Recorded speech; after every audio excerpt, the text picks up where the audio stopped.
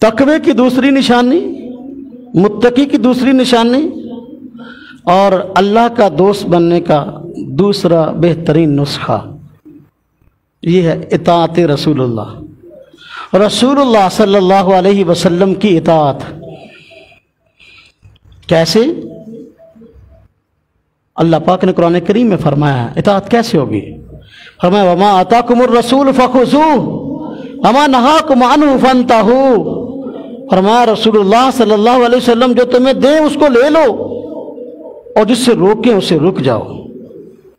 اور فرمایا ان کو کہہ دو قل ان کنتم تحبون اللہ، اگر تم کو اللہ سے محبت کا دعویٰ ہے فاتبعونی، میری پیروی کرو۔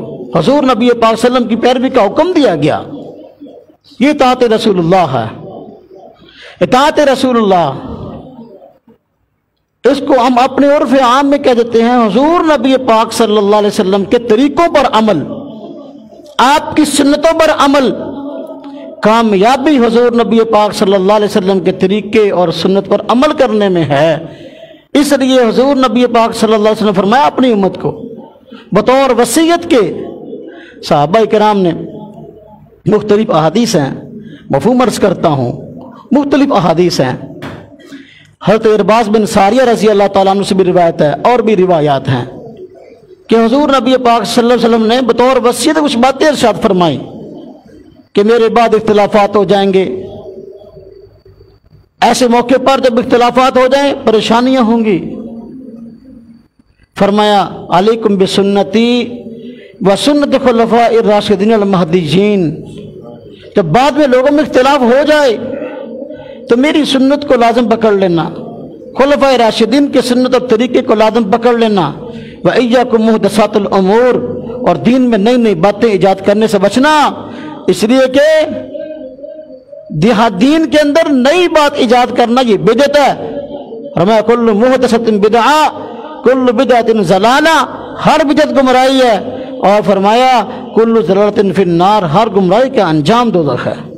تو جو کرنا بات سمجھانے لگا ہوں، اطاعت رسول اللہ، حضور نبی پاک صلی اللہ علیہ وسلم کی پیروی، حضور نبی پاک صلی اللہ علیہ وسلم کی سنتوں کو زندہ کرنا، اس پر عمل کرنا، یہ ایک مومن کی شان ہے۔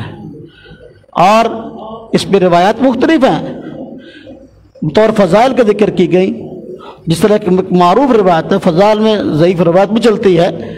فرمایا کہ من احیا سنتی عند فساد امتی فلہ اجر 100 شہید، جس آدمی نے ایسے موقع پر میری سنت کو زندہ کیا کہ لوگ اس کو بھول چکے تھے، فرمایا فلہ اجر 100 شہید، ایسے آدمی کے لیے 100 شہیدوں کا ثواب لکھا جائے گا۔ اب توجہ کرنا ذرا، جو بات میں سمجھانے لگا ہوں، سنت پر عمل کرنے میں خیر اور رزق کی برکات ہیں۔ سنت کا مد مقابل کیا ہے؟ توحید کا مد مقابل کیا ہے؟ شرک۔ سنت کا مد مقابل کیا ہے؟ بدعت۔ اس لیے کہ حضور نبی پاک صلی اللہ علیہ وسلم نے جو حدیث مبارکہ میں نے آپ کے سامنے پڑھی، آپ نے فرمایا علیکم بسنتی، یہ فرمایا میری سنت پر عمل کرنا۔ اس کے بعد فرمایا وَإِيَّاكُمْ مُحْدَثَاتِ الْأُمُورِ كُلُّ مُحْدَثَةٍ بِدْعَةٌ اور کل بدعۃ ضلالہ، سنت کے مقابلے میں بدعت کو ذکر کیا۔ جس عمل کی سند سنت سے نہ ملتی ہوگی لا محالہ وہ بدعت ہوگا، اور بدعات سے بچنے کا حکم دیا ہے، سنت پر عمل کرنے کا حکم دیا ہے۔ سنت پر عمل کرنے کا ثواب آپ نے بتایا کہ 100 شہیدوں کا ثواب ہے۔ جب ایسے موقع پر سنت کو زندہ کیا کہ لوگ سنت کو بھول چکے تھے، فلاح اجر 100 شہید، لیکن بدعت کا انجام کیا بتایا؟ دوزخ ہے۔ اور ایک حدیث میں آتا ہے، حضور نبی پاک صلی اللہ علیہ وسلم کا فرمان ہے، جو آدمی کسی عمل سے متعلق سنت کو بھول جاتا ہے، بدعت کو اختیار کر لیتا ہے، تو بدعت کو اختیار کرنے کا انجام یہ کہ اس طرح کی سنت اسے چھوٹ جاتی ہے۔ جو آدمی بدعت کو اختیار کر لیتا ہے کسی عمل میں، اس کا وبال کیا ہے؟ اس طرح کی سنت چھوٹ جاتی ہے۔ جب بدعت آ گئی تو سنت نہیں رہے گی، جس طرح کے شرک آ گیا توحید نہیں رہے گی۔ یہ دونوں چیزیں کبھی جمع نہیں ہو سکتی۔ ایک آدمی بدعت میں مبتلا ہو گیا، وہ اس سے سنت کا ارتکاب اس مسئلے میں نہیں ہوگا۔ سنت اور بدعت دونوں جمع نہیں ہوتے، اس لیے رسول اللہ صلی اللہ علیہ وسلم کی اطاعت میں خیر ہے۔ اور اللہ پاک نے فرمایا وَمَن يُطِعِ الرَّسُولَ فَقَدْ أَطَاعَ اللَّهَ، جس آدمی رسول اللہ صلی اللہ علیہ وسلم کی اطاعت کی اس نے اللہ تبارک و تعالیٰ کی اطاعت کی۔ سنت پر عمل کرنا، آپ کے فرمان پر عمل کرنا، آپ کے فعل پر عمل کرنا در حقیقت رب تعالیٰ کی پیروی ہے۔ اور بدعت وہ عمل ہوتا ہے جس کو آدمی دین سمجھ کر اپناتا ہے اور اس پر ثواب کی امید رکھتا ہے اور نہ کرنے والے پہ تنقید کرتا ہے۔ سنت جو ہے اس کے متعلق کیا خیال ہوتا ہے؟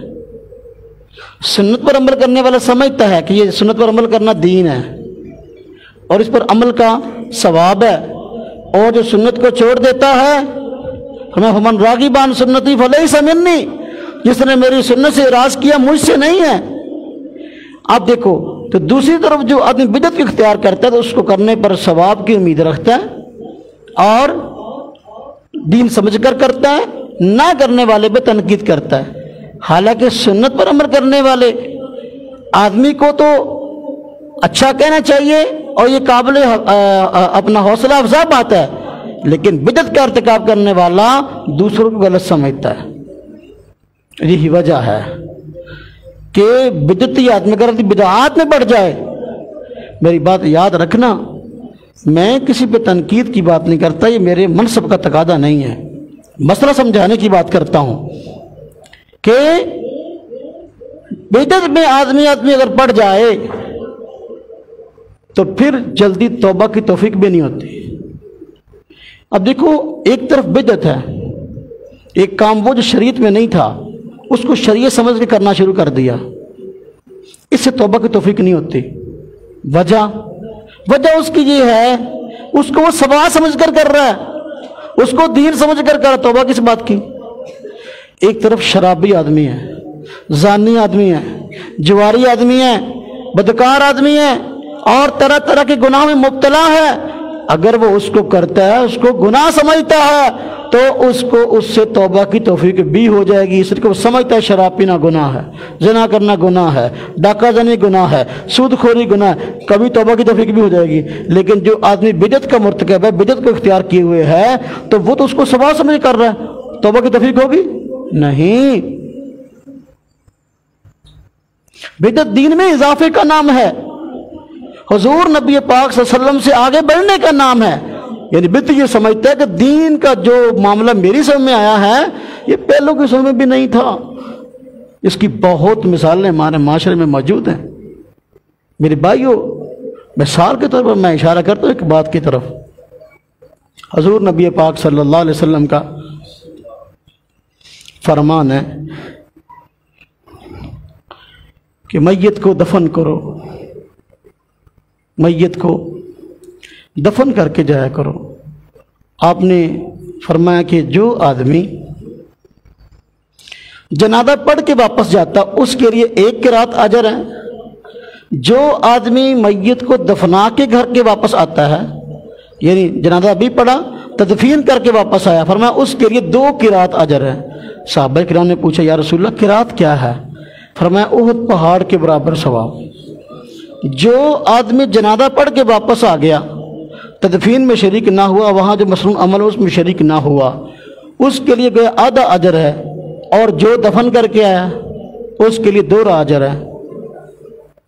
نماز جنازہ خود دعا کا نام ہے، ہمارے یہاں ہوتا ہے کہ جنازے کے بعد پھر وہاں دعا کے لیے کھڑے جاتے ہیں، حالانکہ اس کا سنت سے دور کبھی واسطہ نہیں ہے۔ حضور نبی پاک صلی اللہ علیہ وسلم نے ایک جنازہ بھی ایسا نہیں پڑھایا کہ جس کے بعد آپ نے صحابہ کو کھڑے کر کہا چلو بھی دعا کر لو، نہ، بلکہ میت اٹھا لی جاتی تھی۔ میں نے اس پہ کتاب لکھی، 300 زائد صفحات کی کتاب ہے، تفصیلی کتاب ہے اس مسئلے پر۔ تو اب دیکھو مسئلہ یہ ہے، فقہاء نے صراحتاً لکھا ہے کہ نماز جنازہ کے بعد دعا کے لیے کھڑا نہ ہو، یہ مکروہ ہے۔ اب وہاں کھڑے ہو کر دعا کرتے ہیں۔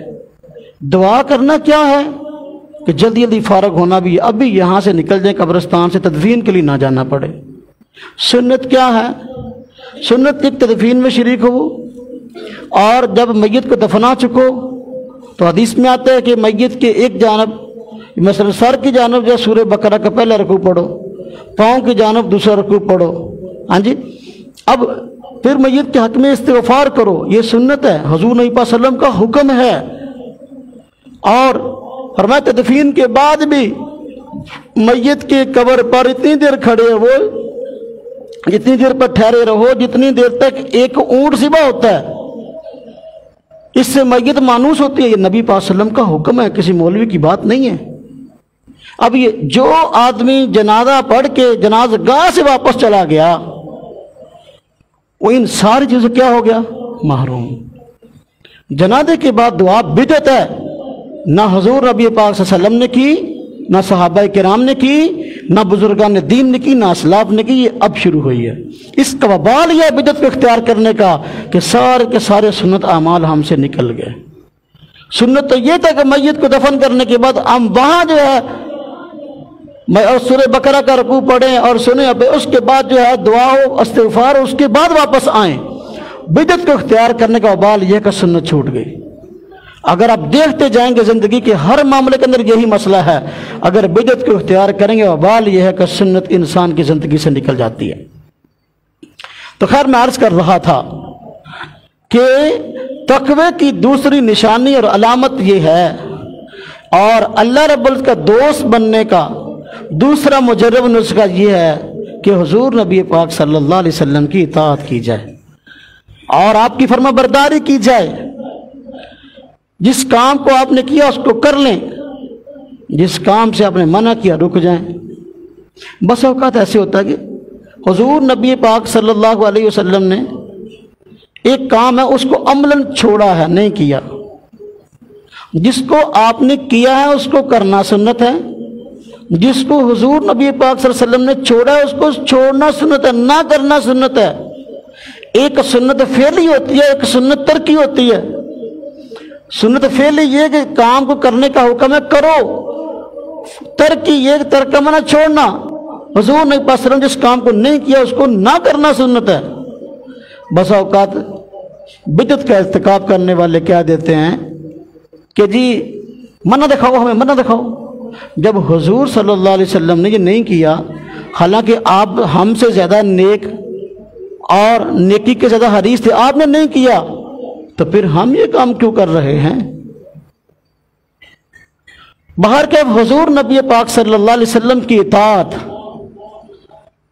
یہ اللہ کا دوست بننے کا دوسرا بہترین نسخہ ہے۔